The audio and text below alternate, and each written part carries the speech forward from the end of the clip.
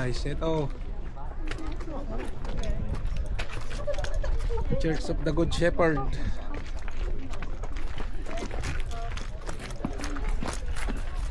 Picture kaya ma? Hindi na. Hindi na? Kasi lagi rin kami dito guys. Kaya ano, lagi din kami ditong dumadaan. Basta napunta kami ng papuntang south. Kaya yun, marami na kaming picture dito. Pinasyal ko lang kayo ulit para makita nyo yung holiday adventure namin. Ayan, punta rin tayo doon sa may ano na yun, last destination natin dito sa Tikapo. Punta tayo ng Lupin, tapos dyan naman yan tayo sa Tulay. Sa Lupin kanina, di ba? Ayan guys.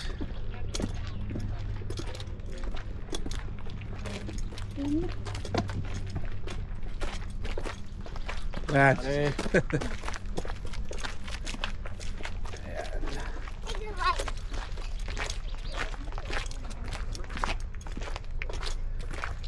Sa Lake Tikapo. Ganda dito guys.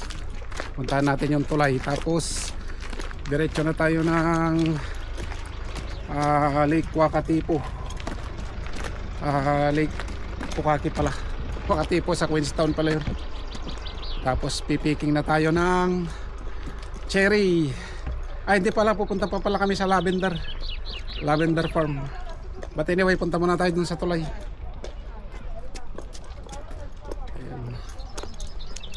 Si Denden nagpaiwan na. Ganyan yung sasakyan ni Parin Daniel.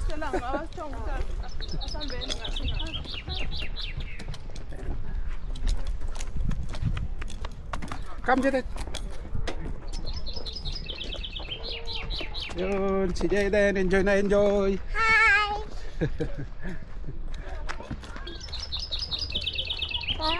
Ah. Ang pusa. Tingnan nyo yung tubig guys, oh, blue blue. Grabe. Blue yung tubig, oh. Hindi mag-fishing dyan ma, salmon. Ano?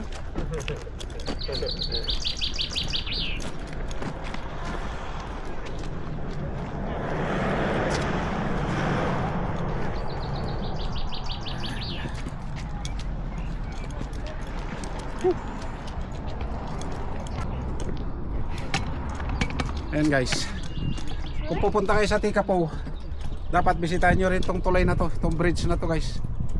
Talagang ano dito kasi kitang kita mo yun, doon view dyan sa harap. Ito dam to. Ayan, bibiyahe papuntang Omaru.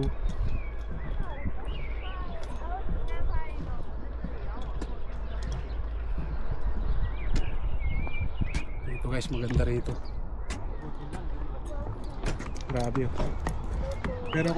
Pero pansin nyo yung bundok, may snow pa rin. Ayan. Grabe, oh. I see people. Yeah. There.